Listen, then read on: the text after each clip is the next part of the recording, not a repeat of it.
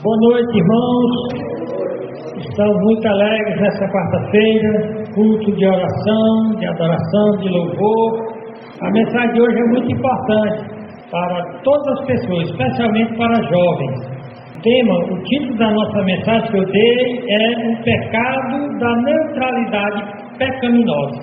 O pecado da neutralidade pecaminosa. E você perguntar o que é neutralidade. Na realidade, você pode ver essa expressão: fulano nem é carne nem é peixe. Ou seja, uma pessoa que não se posiciona é uma pessoa que onde existe duas posições de dois lados, não se posiciona do lado de nenhum. E eu gostaria que os jovens prestassem atenção, que é muito importante vocês se posicionarem do lado do bem, do lado da verdade, e não ficarem neutros. Ou seja, a pessoa neutra, ela não desenvolve uma personalidade moral sólida, firme, é o que se chama de Maria Mole, é aquele indivíduo que é levado por todo vento de influências. Então a neutralidade pecaminosa, ela é terrível.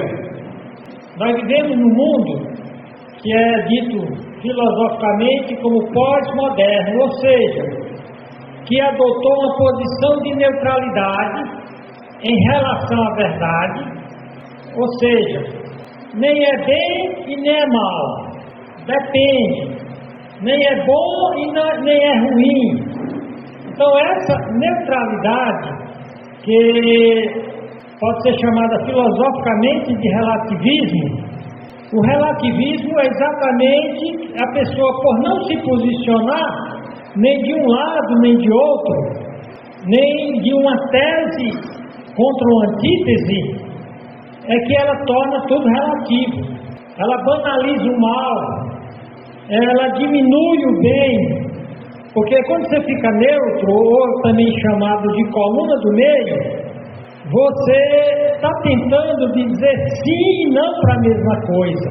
E nós vamos ver que Jesus Cristo diz que quem tenta ser sim e não é uma pessoa que é dominada pelo maligno, pelo diabo. O diabo é que não veio para esclarecer, ele veio para confundir. Então ele acha muito bom que você não se posicione sobre nada. Não, eu não quero interferir, eu não quero me envolver, eu quero ficar na minha. Eu não quero tomar partido.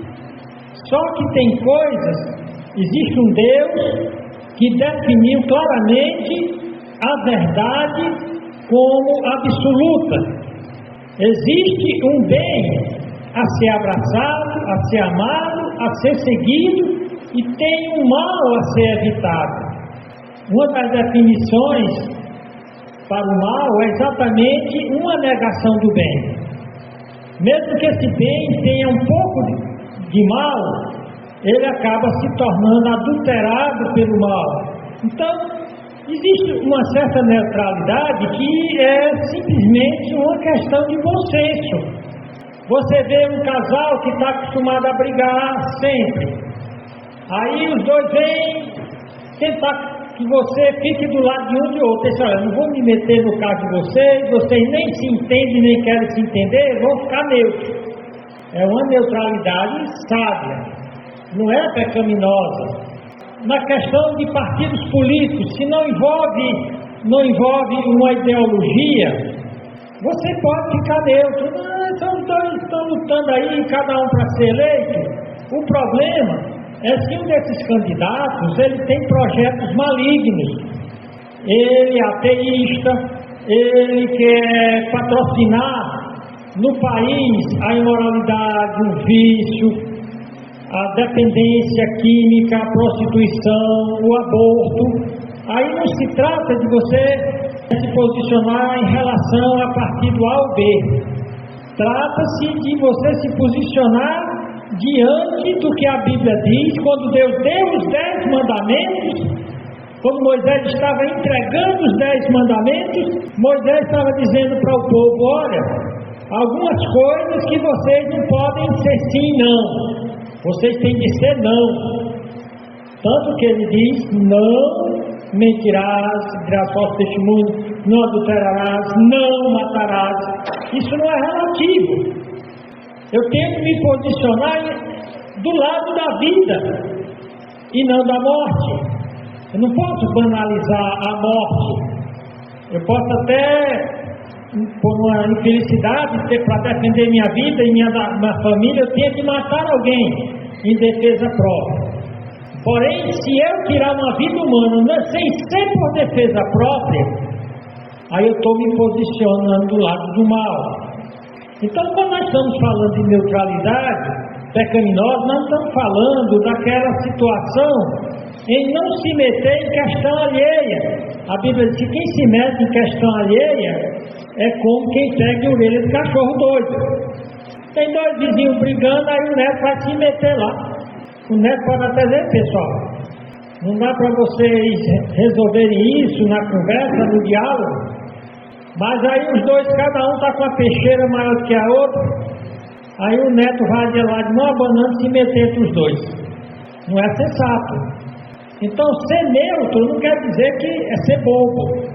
Muitas vezes, a neutralidade é saudável. Porém, geralmente, em termos filosóficos pós-modernos, a igreja evangélica é uma igreja que tem adotado uma neutralidade pecaminosa. E isso já previsto na profecia. O nosso texto principal de hoje, nós não vamos fazer uma exposição dele, mas ele vai servir como ponto de lança, ponto de partida, está em Apocalipse, capítulo 3, 15 a 16. E por esse texto, nós vamos ver que Deus simplesmente não tolerará os neutros em sua igreja. Esses neutros em relação ao mal, em relação ao pecado, em relação à falta de vergonha. Aqui você tem um retrato da igreja próximo da volta de Cristo, a igreja que não vai subir no arrebatamento. E então aqui é dito o texto, Jesus dizendo para essa igreja da época do arrebatamento da igreja, a igreja que vai ficar, ele diz: conheça as tuas obras, que nem és frio nem quente, ou seja, nem se posiciona de um lado nem do outro, fica sempre neutro. O irmão está em pecado na igreja, meu amigo, eu vou ficar na minha. Alguns nem, a Bíblia manda disciplinar o crente em pecado, suspender dos cargos ou até tirar do rol de membros, expulsar da igreja. Mas muitas diretorias da igreja, sabendo que alguns crentes vivem em pecado, não tomam posição nenhuma, não disciplinam o membro, e aquelas igrejas mais fiéis, como a de Filadélfia, se posicionam em tirar aquele irmão. E no dia que vai ser para tirar aquele irmão, o amigo dele fica neutro, nem vem para a igreja para não participar da assembleia. Portanto, essa é a neutralidade maligna. Essa daqui, ó. Cristo diz para a igreja de Laodiceia, lá a palavra povo, de que é justiça, ou seja, é a igreja que o povo faz a justiça do jeito que quer, e tem uma posição neutra da justiça.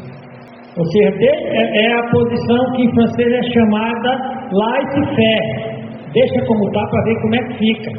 A Bíblia não diz que quem peca quebra a cara, deixa ele pecando.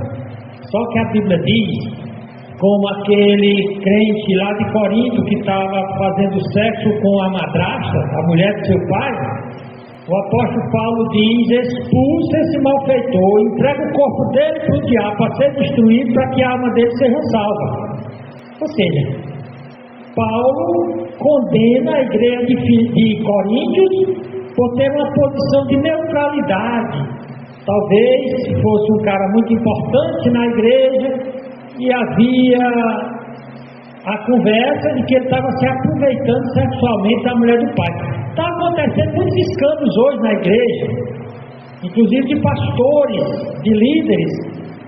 E eu estava vendo um pequeno vídeo no YouTube, onde se estava discutindo esses escândalos dos crentes e dos pastores, e o Márcio Feliciano, que é um pastor famoso, um político famoso, condenando a igreja evangélica Porque não faz como a Igreja Católica. A Igreja Católica é cheia de escândalos sexuais, a pedofilia dos padres está escancarada no mundo todo, a imoralidade dos padres, ou seja, o celibato imposto pelo Vaticano tem sido uma tragédia, e que a Igreja Católica são tantos escândalos sexuais dos padres, de abuso sexual deles, de crianças, de jovens. Recentemente ele foi descoberto, todos os diários deles, em que ele falava que abusava de meninos, de meninas, mas que a igreja fazia tudo para esconder. Então Marcos Feliciano, dizendo, a igreja católica, aliás, a igreja evangélica devia fazer como a igreja católica. A igreja católica faz é esconder os pecados dos crentes, porém a igreja evangélica coloca no ventilador. Aí eu vi o vídeo, o cara condenando, e com certeza, porque o Marcos Feliciano está defendendo que a igreja seja que nem Laodiceia. Quem dera fora frio ou quente, assim porque és morno, e não és frio nem quente, vomitar-te-ei da minha boca. Olha, o que causa vômito é uma coisa muito nojenta. É uma coisa que o seu sistema digestivo, intestinal, simplesmente não tolera, não suporta, não aguenta e bota tudo para fora. E Deus disse, eu estou para não aguentar essa neutralidade das igrejas que se dizem cristãs, mas que toleram o anticristianismo. Igrejas em que você pode encontrar tudo que tem lá no mundo. Então, ele disse, eu estou pronto a vomitar vocês da minha boca, se arrependam. Ele diz no 17, como dizes, rico sou, estou enriquecido e de nada tenho falta, e não sabe que és um desgraçado e miserável, pobre, cego e nu. É assim que Jesus Cristo define uma pessoa neutra, que não se posiciona em relação ao mal, ao pecado, seja o pecado religioso, o pecado cultural, o pecado estatal, o pecado político. A Bíblia diz que esse que fica na neutralidade é nada menos do que um desgraçado, um miserável, um pobre, cego e nu. Então o crente é alguém de personalidade. O crente tem o padrão de Deus, que é a Escritura Sagrada. Ele se posiciona sozinho ao lado dela, mesmo que todo mundo seja contra. A Bíblia falou, ele se posiciona do lado dela. Vamos orar para a gente continuar. Senhor Deus, nosso Pai, obrigado pelo Teu amor, pela Tua misericórdia. Ajuda a igreja a ser como a igreja de Filadélfia, que toma posição firme, sozinha ao lado da Tua palavra, da Tua verdade, que não é neutra, mas é absoluta, que não é relativa, mas que é eterna e permanente, que não é cultural, é divina. Ó Pai, nos guia agora em nome de Jesus Cristo. Amém. Jesus Cristo é muito claro. Ou você se posiciona do meu lado, tem algumas intransigências ou radicalismos que são saudáveis. Nós devemos ser intransigentes e radicais em amar a verdade, em amar o bem, em amar a justiça, em amar o que é certo, e se posicionar do lado disso, sozinho. Por que eu digo que a posição tem que ser sozinho? Porque se você faz, porque você está ao lado de uma galera, de um grupo, se a minha igreja se posicionar assim, se o meu grupo, não, Deus vai esperar de você. Se de repente essa igreja decidir fazer uma coisa errada, você não vai poder dizer assim, eu fiz aquele erro porque minha igreja, não, cara, você tem a Bíblia, seu padrão é a Bíblia, não é padre, não é pastor, não é assembleia, não é sínodo, não é conclave. Nós vamos ver que é a palavra. Então Cristo diz, quem não é comigo é contra mim, quem comigo não ajunta, espalha. É simples assim. A Bíblia é a maneira que nós mostramos de que lado nós estamos. Cristo diz, se você não estiver comigo, eu também não estou contigo. Em 1 Tessalonicenses 5, 19 e 21, mostra que neutralidade é cumplicidade com o mal e com a aparência do mal. Lá diz, abstende-vos de toda a aparência do mal. Ou seja, eu não faço, mas não digo nada. eu não advirto na medida que eu tenho oportunidade. Lembra, eu não vou ser insensato estar pegando um dedo de cachorro doido. A Bíblia diz que não jogue as pérolas do Evangelho para os porcos. Ou seja, eu já sei que a pessoa não quer ouvir, é violenta, é absurdamente insana. Então tal pessoa eu devo isolar. Não é nem ficar neutro. Eu devo me afastar de um cachorro doido. Que a Bíblia diz que me meter com ele é me meter com um cachorro doido. E quem se mete com um cachorro doido, o que pode ganhar é raiva. Raiva é aquela doença que a pessoa morre espumando pela boca. Cristo disse que somente a verdade liberta. Conhecereis a verdade e não a neutralidade. Não é a neutralidade que liberta. Só a verdade nos libertará. Por isso que Deus exige a absoluta tomada de posição de cada crente, sozinho. Não é se a minha mulher fosse, o meu marido fosse, o meu filho fosse, o meu pai for. Deus vai exigir que você tome a posição sozinho ao lado de Cristo e do seu Evangelho. O Evangelho diz assim: mesmo que me mate, eu vou fazer assim. Olha o que o apóstolo Paulo diz em 2 Coríntios 6,14 até o 7,1. Ele diz: não vos prendais a um jugo desigual com os infiéis. Ou seja, não fique tentando apostar nos dois lados, dos crentes e dos descrentes. Ele diz: porque sociedade, ou comunhão, ou ligação, ou amizade tem a justiça com a justiça?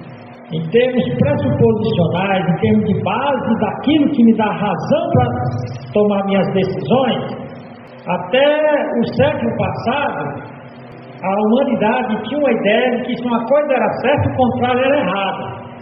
Se uma coisa era boa, o contrário era ruim. Se uma coisa era feia, o contrário era belo. Mas depois da posição de neutralidade da pós-modernidade, depois do relativismo, não existe mais essas posições de sim e não.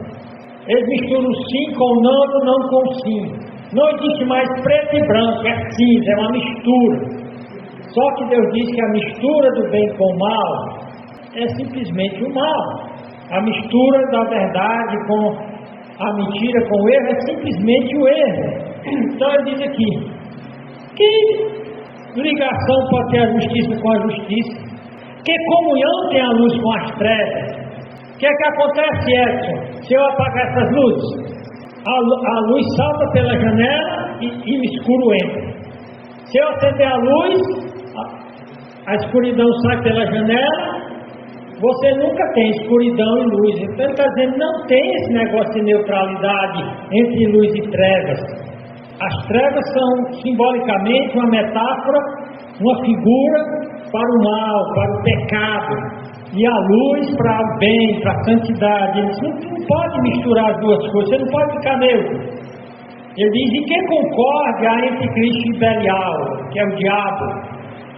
Ou que tem parte ou ligação, tem o fiel com o infiel. É muito estranho, por exemplo, que um crente passa o final de semana com um amigo que é descrente, que vai passar o final de semana enchendo a cara com um som de forró, de tudo que não presta. Diz: não, mas eu fui lá na chácara do meu amigo. Então ele abre lá a traseira da 4x4 dele com um som pauleira, toda altura, aquelas músicas. Outra coisa muito importante: na pós-modernidade eles passaram a dizer que a arte é neutra. Ou seja, mulheres dançando nuas, a arte é neutra. Elas podem estar nuazinhas, se mostrando para os homens, se exibindo. Não, a arte é moral, sim. Toda arte é moral. As igrejas evangélicas adotaram uma neutralidade em relação à música. Dizem que a música é neutra. Então, eu posso pegar uma música lá do mundo, um forró lá do mundo, e botar uma letrinha evangélica e dar certo. Nós vamos ver que existe coisa que é própria do mundo. A música nunca é neutra. Eu vou citar, a dar tempo aqui, algumas autoridades que elas comprovam que a música não é neutra. A música, para toda espécie de reação, em comportamento e depravação do mundo. Por que é que eu nunca aceitei instrumento de rock na igreja, bateria, guitarra estridente, forró, reggae? Porque essas músicas, elas têm um caráter moral deletério, destrutivo. A dar tempo eu vou comprovar o que eu estou dizendo. Então Deus diz claramente: que parte tem o fiel com o infiel? E que consenso tem o templo de Deus com os ídolos? Ou seja, como é que eu vou usar o templo de Deus, que é o meu corpo, com os ídolos? E aqui entra muito a questão da moda. As mulheres das igrejas estão andando nuas, com roupas curtas, com roupas coladas, às vezes até longos, mas são longos que deixam todas as linhas delas de fora. E essas linhas, como diz o pastor Rodrigo Mocelin, ele chama de as curvas da fornicação e do adultério. O adultério, a fornicação, os abusos sexuais estão acontecendo nas igrejas, porque cada mulher está se vestindo, no dizer da Bíblia, como uma prostituta, para seduzir os homens, para provocar os homens. Porque ela diz: não, a moda é neutra. A moda, Deus quer o coração. Deus quer não só o coração, Ele quer também que haja santificação no corpo, na alma e no espírito. E a roupa, Ele diz que a roupa do cristão é se cobrindo, é se ocultando para não fazer tropeçar. Então a moda não é neutra, a música não é neutra, o casamento, o contrato de casamento não é neutro, que pode ser desfeito a 3x4, lá o mandamento é claro, a declaração de Cristo é incondicional. Ele diz que aquilo que Deus ajuntou o homem não separa. Portanto, a igreja está banalizando, está carnalizando, carnavalizando, bagunçando, depreciando todos os valores cristãos. É essa igreja de Laodiceia.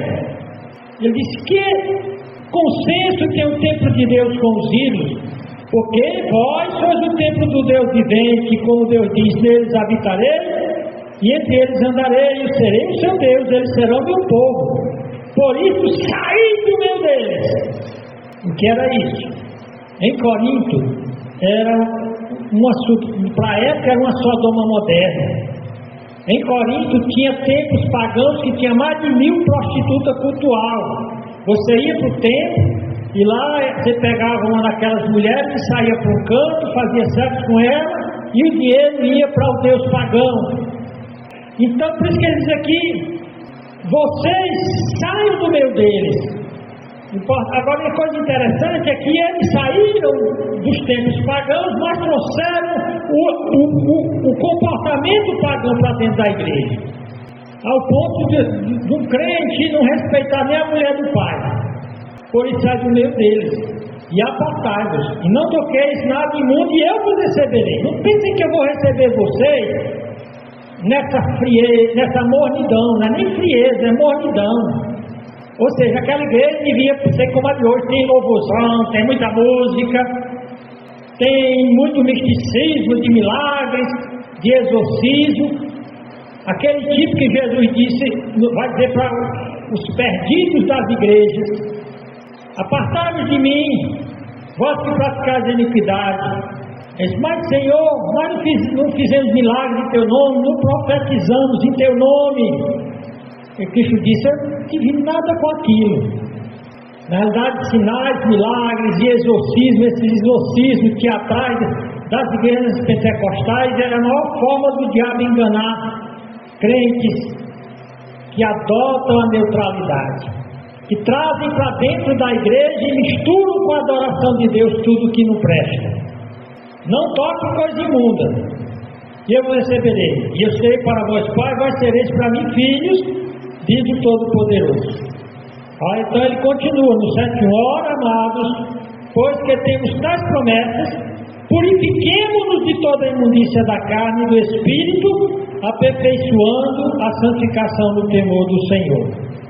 Então, a pior coisa que pode acontecer ao cristianismo, e infelizmente acontece hoje, acontecer a uma igreja cristã, especialmente essas que se dizem evangélicas, que talvez essas igrejas que se dizem evangélicas, 95% são teatros do demônio, são igrejas que vivem na neutralidade, onde o mundo está lá representado, são agências do mundo. O diabo as conserva porque é a maneira de conservar aqueles indivíduos neutros, na ilusão que eles podem ter numa mão o mundo e na outra o céu. Portanto, não existe neutralidade em relação à verdade de Deus, porque o que Deus diz não pode ser alterado. A verdade de Deus é a verdade na medida certa, você nem pode acrescentar nem tirar. Ele vai dizer isso em Eclesiastes e Apocalipse. Em Eclesiastes ele diz, usando o Correlete, o pregador de Eclesiastes, ele diz: eu sei que tudo quanto Deus faz durará eternamente, nada se lhe deve acrescentar e nada se lhe deve tirar. E isso faz Deus para que haja temor diante dele. Deus está dizendo: olha, não tenta enfeitar o ouro, não tente enfeitar a minha verdade. A igreja evangélica hoje tenta empiriquitar a verdade, fazer cultos megalomaníacos, pintar paredes de preto, holofotes, gelo seco. É uma verdadeira parafernália, uma indústria idealizada no inferno que trouxeram para dentro da igreja. É uma verdadeira casa de Baal com o nome de evangélica. Aí as pessoas perguntam: por que está havendo tanto adultério, tanta fornicação, tanto divórcio, tanto mau testemunho nas igrejas? É porque relativizaram, ficaram neutros em relação ao evangelho. Você prega o evangelho, aí o infeliz salta de lá: mas eu penso diferente. O pastor fulano de tal pensa diferente. Existe outra interpretação. Não, o texto fala pelo que está escrito: não adulterarás. E que se Deus classifica o que você está fazendo como adultério, não importa o infeliz do pastor que você está te apoiando. Em Apocalipse 22, 16 a 21, mostra que a neutralidade, ou essa inclinação para ter um cristianismo mais ou menos em relação à palavra de Deus, só vai terminar em maldição. Olha o que é dito aqui, Apocalipse 22, 16 a 21. Eu, Jesus, enviei o meu anjo para vos certificar estas coisas nas igrejas. Eu sou a raiz e a geração de Davi, a resplandente estrela da manhã. E o Espírito e a esposa dizem: vem. E quem ouve, diga: vem. E quem tem sede, venha. E quem quiser, tome de graça da água da vida. Agora, ele está chamando quem? Quem é essa noiva que também está chamando? Porque é que ela é a esposa de Cristo, a igreja. Ele vai dizer aqui: porque eu testifico a todo que ouvi as palavras da profecia desse livro. E como é o último livro, então se aplica a Bíblia toda. Porque os pentecostais, os testemunhos de Jeová, os espíritas e todas as seitas usam esse texto aqui dizendo que isso aqui só está se aplicando ao livro de Apocalipse. Nós podemos ter visões e revelações depois disso. Ou seja, estão no mesmo balaio, usando a mesma desculpa de seita, de heresia. E esse negócio de nem acrescentar nem botar novas revelações na Bíblia se aplicam só ao livro de Apocalipse. Não, ele é o único livro de profecia da Bíblia. Portanto, se aplica a partir dali. A única profecia que o crente deve se reger é a da Bíblia. As visões que o crente tem que se reger não é dos crentes da igreja, não é de Maria, não é de Santa Maria Lacoque, ou seja lá quem for, somente da Bíblia. Olha o que Cristo diz: porque eu testifico a todo aquele que ouvir as palavras da profecia desse livro. Também isso aqui é usado pelos mormons. Relativizam esse texto. Mormons, pentecostais, católicos, todos os hereges que querem ter a Bíblia mais alguma revelação fora, vão usar esse versículo fora do contexto.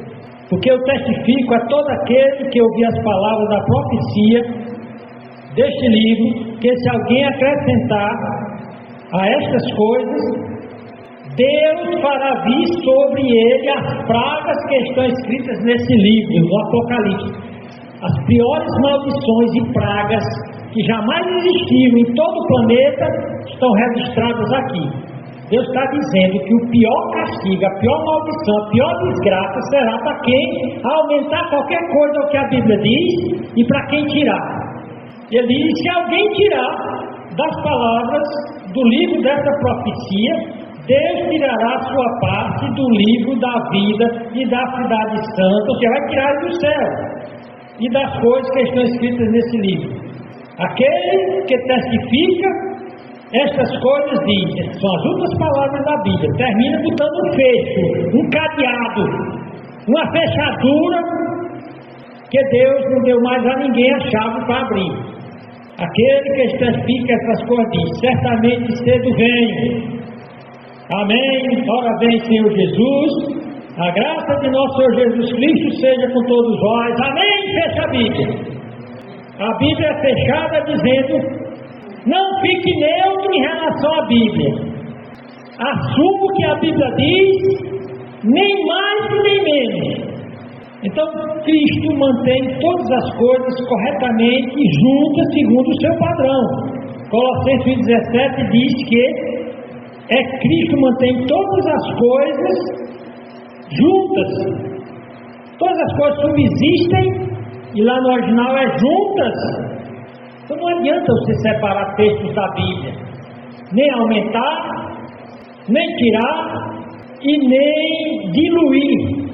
Às vezes tem um xarope que o médico passa, especialmente aqueles xaropes que eram feitos pelos farmacêuticos antigamente. Ele diz: olha, esse xarope é terrível para se usar, é ruim demais para beber, mas ele vai te curar.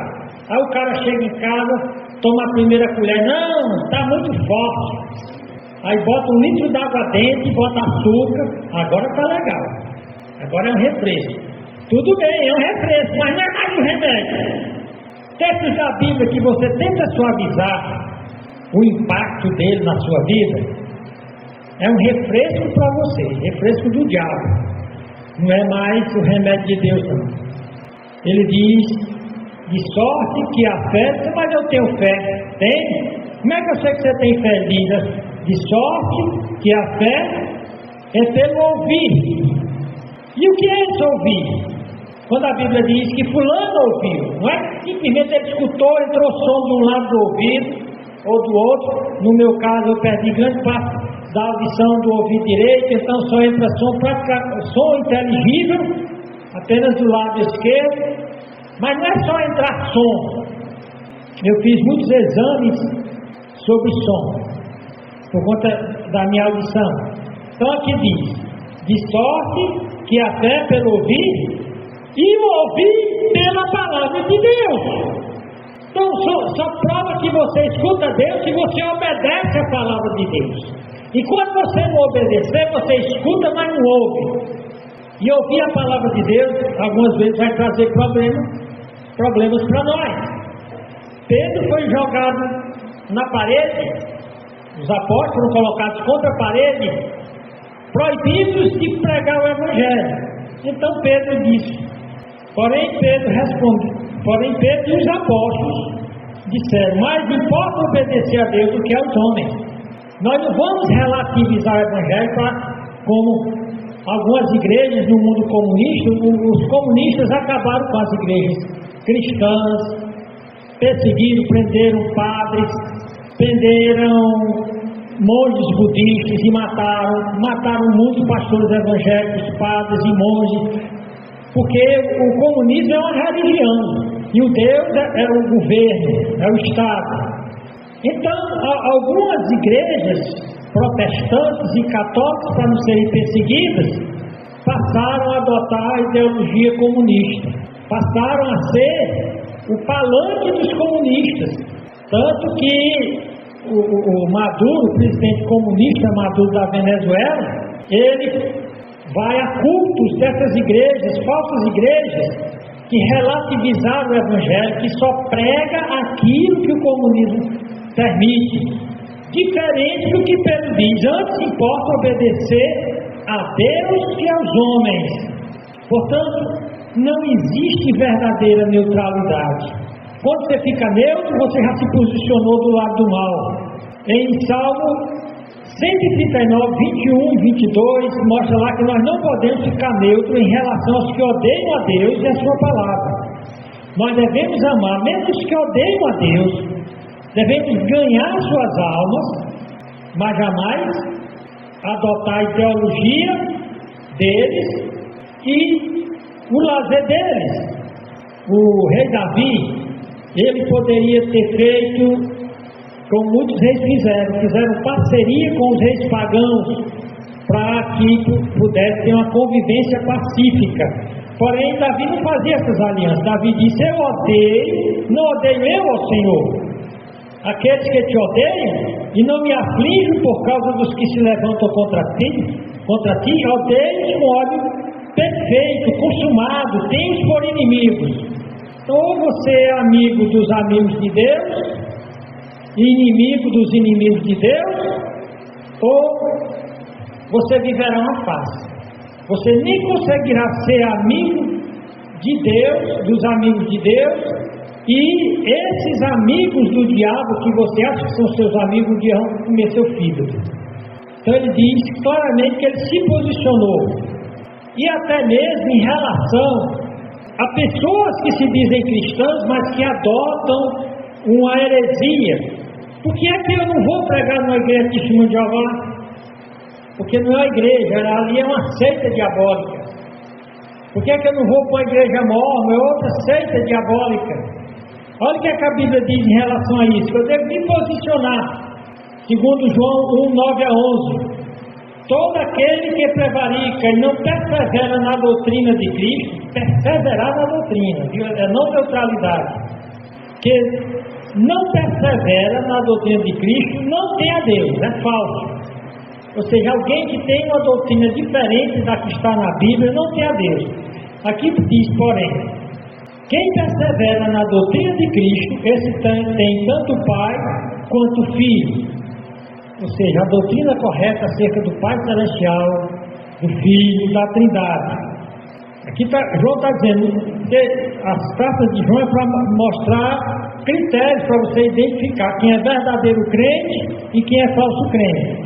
Então ele está dizendo que um verdadeiro crente, ele não quer nada com esses enganadores das seitas, esses que têm uma doutrina que perverte o Evangelho, que zomba do Evangelho. O apóstolo João, que era o apóstolo do amor, viu? Ele disse: se alguém vem ter convosco e não traz essa doutrina que está na Bíblia Sagrada, da Trindade, do Pai, do Filho e do Espírito Santo, ele diz: não traz essa doutrina, não recebais em casa e nem tampouco os saudeis, porque quem o saúda tem parte nas suas obras. Chega um Testemunho de Jeová lá na casa da irmã Neide, com aquela conversa, com aquela literatura.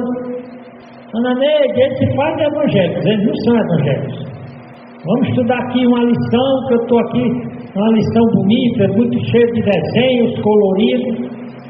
A senhora pergunta: você acredita que Jesus é Deus, igual ao Pai, que há um só Deus, o Pai é Deus, o Filho é Deus, o Espírito Santo é Deus? Aí, não é bem assim, não é bem assim, pois olha, eu não quero sua lição. Não tem neutralidade. Aqui está mostrando que eu não posso ter neutralidade com quem traz outra doutrina. Se for parente, olha, nós vamos manter o nosso parentesco, nossa amizade como parente, mas na área da religião, eu não quero papo contigo. Alguém pode dizer: isso é muito radical. O mundo é assim também. O mundo, se você não adotar as práticas deles, não tem você também como amigo deles, não. Eles têm um clubezinho deles para os afiliados, para os iniciados. Você também não vai ter acesso. Há muitos casos que os seguidores do diabo são mais fiéis ao diabo do que muitos que se dizem crentes a Cristo, que vendem a sua fé que nem Judas. Muitas vezes as pessoas se enganam, mas lá eles pregam o Evangelho, eles falam da palavra de Deus. Olha o que o apóstolo Pedro diz, em 1 Pedro 1, 23 a 25. Uma forma o texto diz: sendo de novo gerados, não de semente corruptível, mas da incorruptível pela palavra. O resumo interpretativo que eu fiz desse texto. Uma forma de neutralidade condenada por Deus, neutralidade pecaminosa, condenada por Deus, é misturar semente pura do Evangelho com outras sementes corrompidas e transgênicas, mudadas na sua gênese. Não é mais o Evangelho de Cristo, é um falso Evangelho. Um falso Evangelho. Tipo, misturar o Evangelho com propaganda de marketing, misturar o Evangelho com sinais de milagres, misturar o Evangelho com música contemporânea, forró, samba, reggae, relativizar o casamento para que ocorram cada vez mais casamentos frouxos, facilmente desfeitos pelo divórcio, liberalismo teológico que reinterpreta os textos da Bíblia para facilitar o crente usufruir tudo que tem no mundo e ao mesmo tempo achar que ainda vai para o céu, que é salvo na igreja, ou que pode até mesmo ser desigrejado. Então, esse foi o resumo que eu fiz do texto. Agora vamos ver o texto. Sendo de novo, mostrando quem é o crente. O crente foi de novo regenerado, não de semente corruptível, que fica mudando. Você pode travestir, você pode mexer transgenicamente nela. O gênero dela não muda não, o gênero dela é catalogado como a verdade. Semente incorruptível, pela palavra de Deus, viva e que permanece para sempre. Ela não sofre o relativismo cultural. As culturas elas mudam de uma forma tão frenética que Aristóteles disse que as culturas do mundo mudam numa frequência tão estonteante, desnorteante, que um comportamento começou a ser usado, imediatamente outro e outro, e as pessoas não sabem mais nem o que são, nem o que vão fazer da vida, porque tudo muda freneticamente. Então, atrelar o Evangelho à cultura é uma das coisas, dos males piores que os liberais fizeram com a igreja. Igreja ter bloco de carnaval, igreja comemorar a festa de São João, os homens crentes se tatuarem, as mulheres crentes andarem peladas, ou seja, corromperam a semente. E então essa semente corrompida não é a semente do Evangelho não. Então ele diz, a semente não muda. A mesma semente que Paulo recebeu no caminho de Damasco, que os apóstolos receberam originalmente, que os verdadeiros crentes receberam ao longo da história cristã, a mesma semente que o crente recebe hoje, não pode ser mudada, não pode ser diluída, adicionada, açucarada, colorida, permanece para sempre. Aí Pedro acrescenta, porque toda a carne, a humanidade, o que é humano, as culturas humanas, os saberes humanos, a carne é como a erva, e toda a glória do homem como a flor da erva. Tudo que é exaltado no mundo, que é glorificado, é como uma florzinha que de manhã está aberta para o sol e à noite ela fecha e durante a semana ela seca. A humanidade toda, todas as suas culturas, seus saberes, suas inteligências, suas IA, que é a inteligência artificial, é o mais fino de tecnologia da atualidade. Aqui diz, cai. É como Paulo diz, é o saber filosófico e científico que desvanece, que termina em nada. Porém, ele confronta, mas a palavra do Senhor permanece para sempre. Repete novamente. Não tenta mudar, não tenta acrescentar. E esta é a palavra que entre vós foi evangelizada. Nós vamos parar aqui e vamos continuar na próxima semana essa questão da neutralidade, a parte 2. Veja bem, você pode se iludir à vontade, achando que a vidinha que você tem, que não é carne nem é peixe. Você, não, eu não vou criticar, eu não vou. Você não tem massa crítica na sua cabeça. Se um tempo desse, nós íamos ver um texto aqui, que nós vamos ver na próxima quarta-feira, que alguns crentes, Deus diz, são tardos, são retardados. São retardados. Do ponto de vista espiritual, são os imbecis. Pode ser que tenham pós-graduação, nessas florzinhas acadêmicas que murcham, caem e secam e terminam em nada, mas você que neutraliza, você que trata com a verdade de forma neutra, você que trata com a igreja de forma neutra, a espiritualidade de forma neutra. Cristo disse, tua palavra, seja se ensina ou não, que disso passar vem do diabo, vem do maligno. Então quando você fica neutro, você já tomou o partido do diabo. Quando você fica neutro, você está mostrando que a semente que tem dentro de você não é aquela semente incorrupta do Evangelho, aquele Evangelho eterno que permanece para sempre. A tua semente que está dentro de você é transgênica, dá câncer, é uma desgraça. Você vai fazer parte daquela grande multidão que vai ouvir dele, eu nunca te conheci. Não importa se você é um milagreiro, é um profeta, é um visionário. Senhor, nós não temos profetizado em teu nome, não fizemos muitos milagres em teu nome, nós expulsamos demônios em teu nome, ele nunca vos conheci. Você não é um crente genuíno, é um transgênico. O que trouxe você para a igreja, atraiu você para a igreja, não foi a semente do verdadeiro Evangelho, foi uma semente transgênica. Vamos baixar a cabeça e orar e cada um se examine. Eu sou o fiel é o que se posiciona fielmente ao lado de Cristo. É aquele que ama a verdade, ele não tenta acrescentar nada, tirar nada, ele não tenta açucarar, diluir. Você é firme, você é fiel. Senhor Deus, nosso Pai, obrigado por esse tempo, em nome de Jesus Cristo. Amém. E boa noite.